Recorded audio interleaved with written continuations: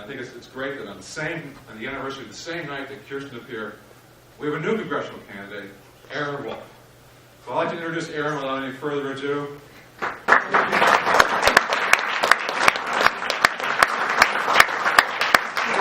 of us. Just a bit. Just a little bit of that. We're all familiar Still with that. winter up there. It's still winter up there. Well, still winter here until today. So, but thank you for coming, Aaron, and thank you for being here for our 11th anniversary. It's really great to have you here, but also I think the residents of the 9th anniversary of Kirsten Gillibrand's appeared before this group. I can't think of any more appropriate. This is one of the first big public meetings you've had, and you had it with us, and we really appreciate it. Thank you so so thank you much. very much. Thank you all of you. Thank you for having me. It's an incredible honor. Obviously, that anniversary is deeply significant, and I think Kirsten Gillibrand's trajectory is not yet completed. It's clear she's on to even bigger things. So having this launching is amazing. I like thinking about those shoes. I like thinking about stories and about meaning. And anniversaries contain great meaning. I've always been focused on how to use stories and how to tell stories to shed light on some of the things we do in government. But I want to back up just a few days before all of this began for me. Bill Owen's decision to not run for the re-election this fall came as much of a surprise to me as it did to many of you, I'm sure. A few days before I found out, I had another important anniversary in my life. It was a sad day because my pickup truck died. As many of you know, that can be a very emotional experience. Certainly, the further north you go, the more emotional I think that experience becomes. And I went to go clean it out, and underneath the driver's seat, I found this. It's a little booklet. I can pass it around. It's got olive drab on the cover and a sort of cartoon of a kind of 1940s, probably a little bit racist idea of what a Pacific Islander might be dressed like. And it says, "A Pocket Guide to New Guinea." And this is a booklet that they handed out to the GIs that fought in the South Pacific. And the reason why it was underneath the driver's seat of my truck is because my father died in 2003, and I used that truck to move his stuff. My father fought in the Pacific, and this booklet talks a lot about how to talk to the Native Islanders and how not to get VD. And as far as I know, contracted a venereal disease, but he came back injured from the war. And when he came back, it was because of the GI Bill that he was able to go to college. And it was because of the GI Bill that he was able to buy his first home. And I think by extension it was because of the GI Bill that I'm here.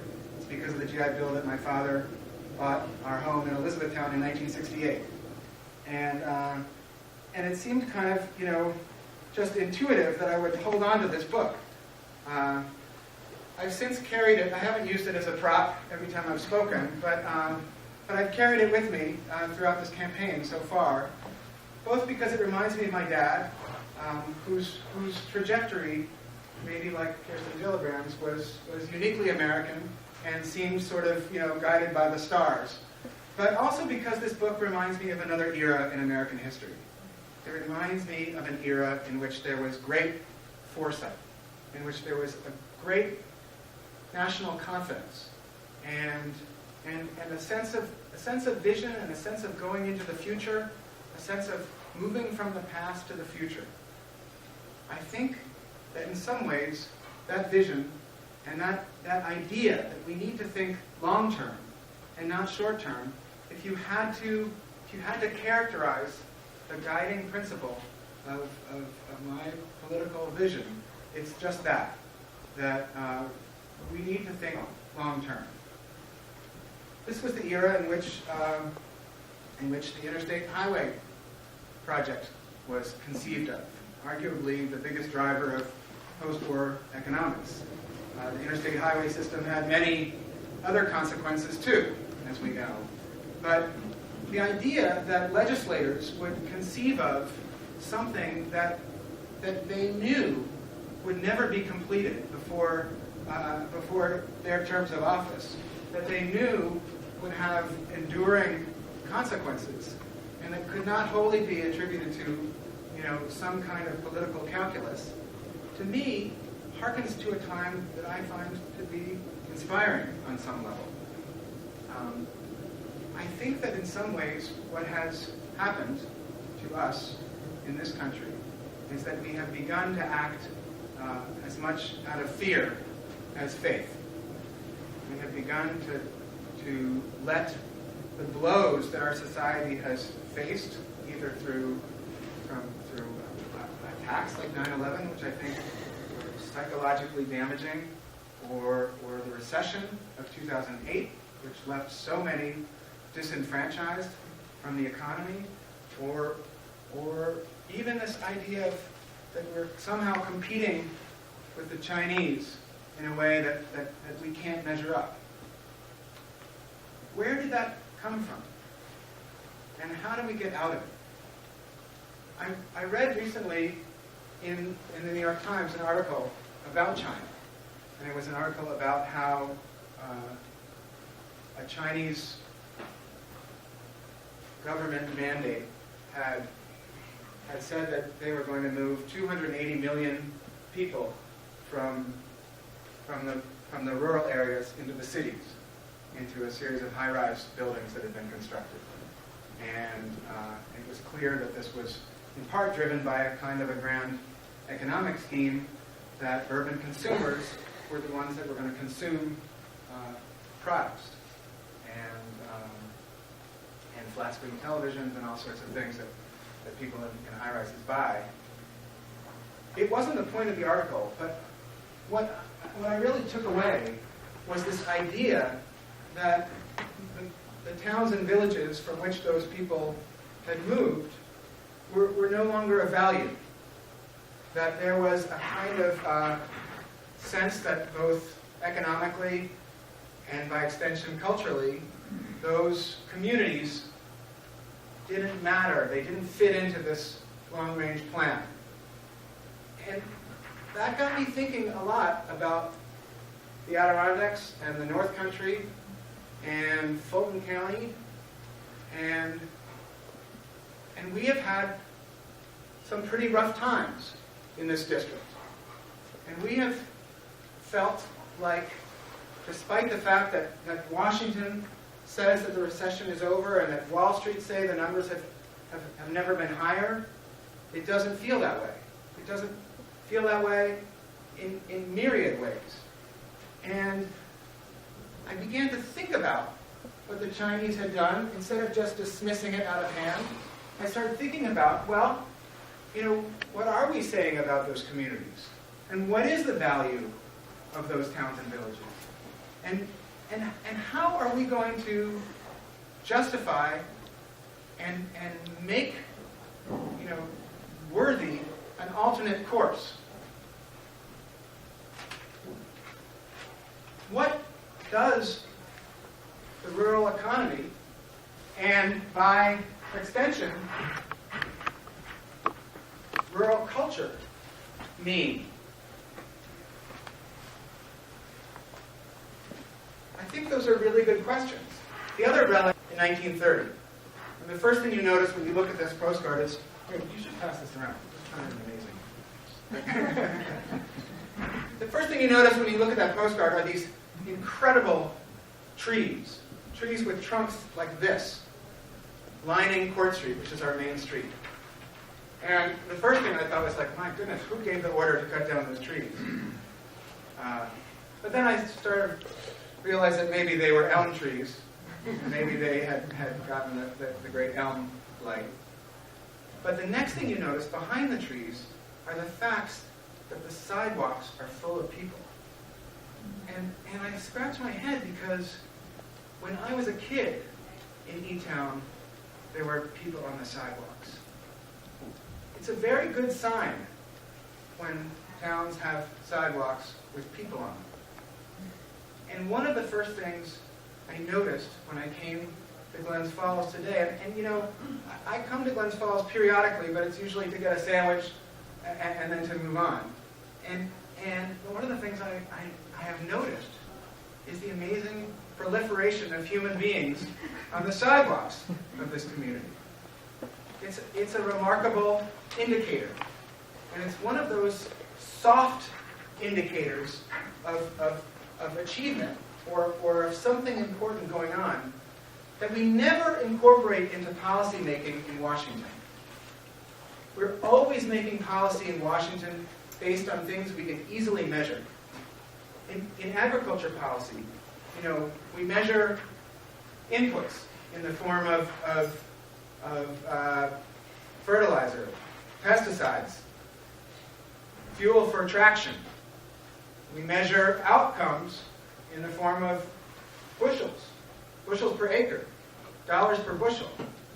What we don't measure is the ways that some of those policies can have effects that are harder to measure. Topsoil loss. Topsoil has great value.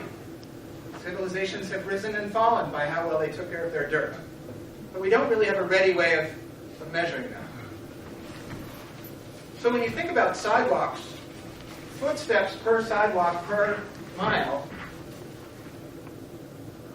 we know that that's an indicator of some kind of critical mass.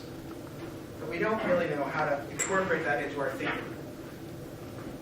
I think that's why I was so drawn to telling stories with my work. For 20 years, I've made films.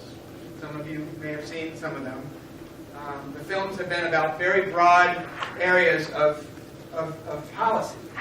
Immigration, transportation, agriculture. And the films have sought to show the human dimension of policymaking. The films have sought to show what happens to human beings on the ground as a result of those very arcane and abstract decisions we make in Washington. They have sought to show that the difference between some detail in some 1,000-page omnibus package of legislation, the last Farm Bill was 982 pages, can mean the difference between keeping a family farm or losing it. Can mean the difference between poverty and a living wage. Can mean the difference between keeping a job in the district or even in the country and shipping it abroad. I'm drawn to run for this race because I know that stories contain some of those immeasurable things, immeasurable values, immeasurable goals for our communities that we don't ordinarily fit into our thinking in Washington.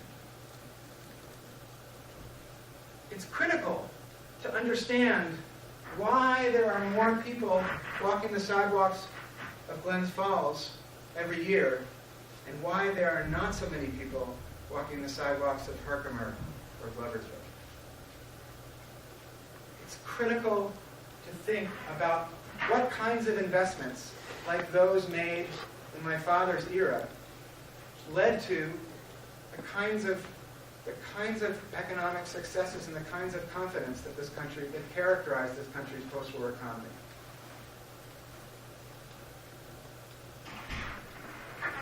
There was a Congress in that same era, in the Truman administration. It was the 80th Congress.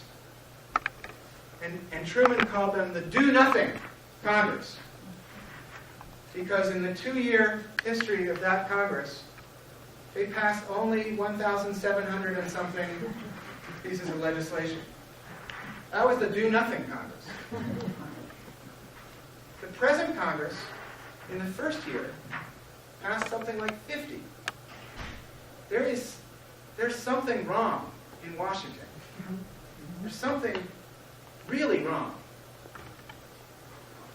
And one of the biggest things that's wrong is the fact that the civility that characterized our most cherished institutions, the civility that characterized our discourse on Capitol Hill, has been dissipated and has been thrown away And it is the kind of thing that you either want to go and fix or you want to run away from. And as my mother can tell you, I've always been drawn to a mess. I've always been drawn to get involved in a situation that's sticky. I've always liked untying knots. I mean, that's a weird thing for a kid to be into, but I always liked those kinds of complexities. I think that I'm not alone. I have the sense that in this election cycle, there are lots of people that have never run for office. From the two major parties and from other parties, there are lots of people who are saying it's time for some people who have lived real lives in the real world to go to Washington and think about incorporating some of those real stories and some of those less than easily measured things into our thinking. Because we're at a very critical crossroads right now. We are at a moment where, in our district, the sense of being in a community that's looking forward is the exception and not the rule. The 2010 census revealed what so many of us knew intuitively, which is that out of many of our communities in the 21st district, young people are leaving and they're not coming back. They're not coming back because there are no jobs. They're not coming back because that sense of purpose that productive work in a thriving community gives us is not available. And at the same time, there are the seeds of a new rural economy emerging. We're seeing small-scale agriculture in small pockets begin to thrive. You know, this is not hippies growing arugula. This is super high concentrations of demand for value-added products on farms that are making real dollars and changing communities. We're seeing our legacy trades in forestry being rethought of to produce renewable fuels in the form of biomasses for heating and electricity generation. I'm running for Congress because we're seeing both of these at the same time. And we are at a critical moment in which we need to choose one path or the other. We are within a day's drive of 70 million people. Yet, we don't have the infrastructure to rely upon, either in the form of rural broadband that can connect some of those farmers and foresters to markets, or cell service, the very base requirements of today's economy. Our roads and bridges are falling down. There was just an article about Fulton and Montgomery counties that a high percentage, I wish I could remember the number, I tweeted it, of bridges are deemed by DOT as being unsafe.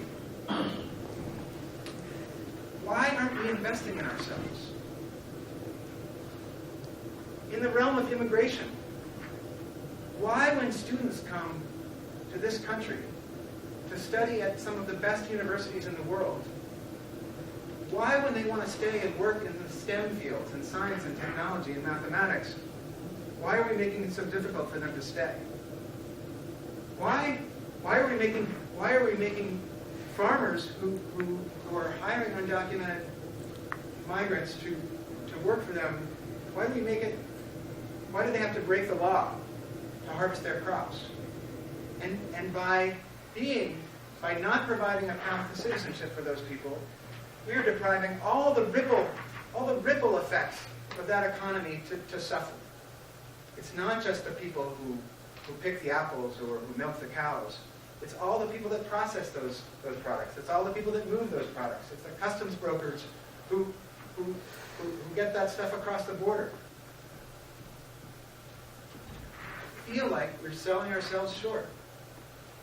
And I feel like we're not thinking long term.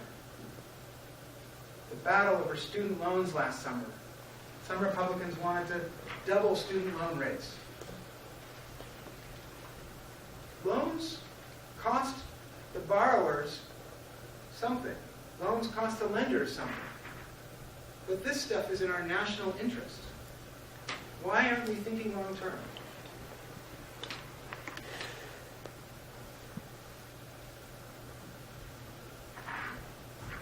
I guess running for office is a little different than being a filmmaker. I thought that there was a natural jump. I had thought a lot about policy. A broadcast date maybe kind of like an election day. You've got to raise a lot of money to make documentaries. You've got to be able to walk into a room full of strangers and say, if you believe in these ideas, I need your support.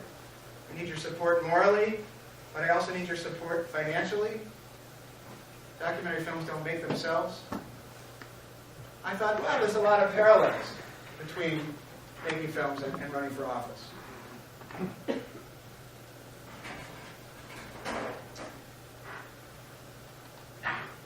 As Matt, I'm sure, can tell you, this is a big undertaking. It's a big undertaking, and this is one of what's being called 6 or 7 races in the country that are being called the dead heat. This is going to be a big and long and difficult road. But I think the stakes are very high.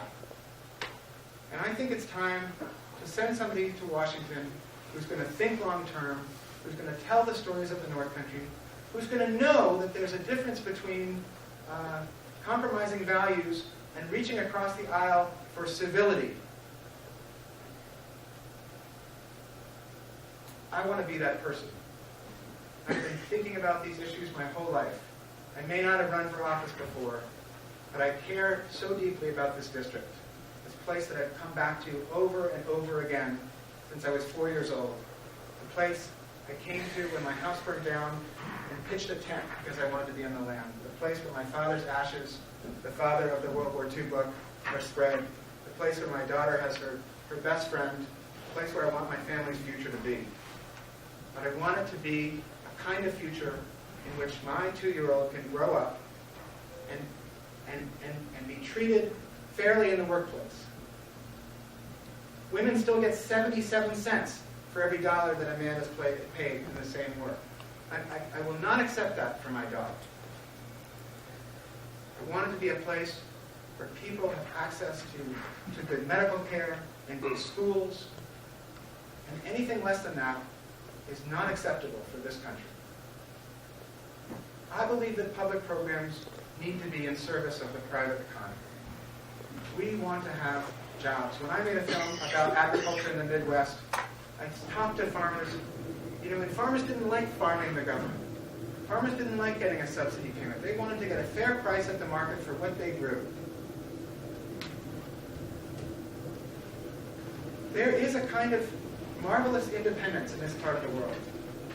It's a spirit that is self-reliant, and it's a spirit that is resistant to top-down mandates, especially to unfunded top-down mandates. And it's a spirit that I think should be a model for what we can do as Americans. I say a lot. This is a place that I learned to change my oil and change my tire and cut down a tree and dance a waltz. Important life skills.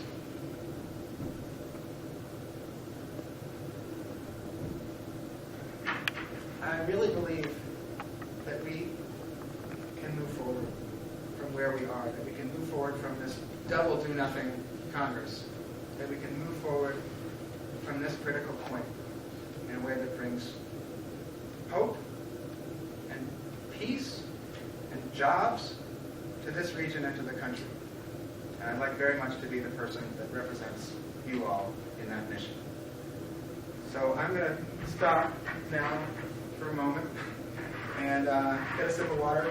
But I'd love to entertain some questions about more specific policy stuff. How does that sound?